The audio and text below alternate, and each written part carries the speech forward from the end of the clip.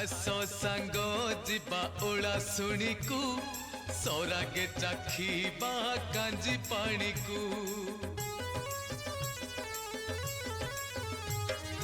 आस सांग जिबा ओला शुणी को सौरागे चाखीबा कांजी पानी को पहाड़ शिखरे समाधिर पीठ लीला लगाई सेही अरखित पिठा अर्घ्य देवा सन्थ मणि को।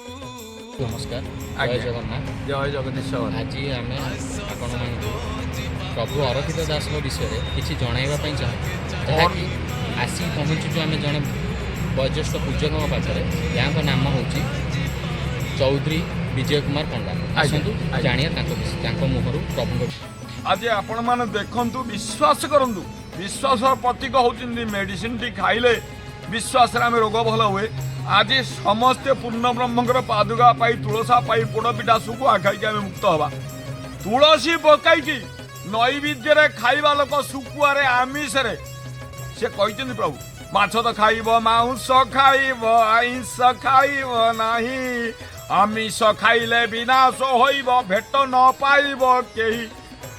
मु रंग गोला पीऊ तुम पीऊ ना कहीं पीले भक्त मैंने सी पीले तेणु से परिचय दे आम मूढ़ से सृष्टि हो नु षष्ठा से सृष्टि कर न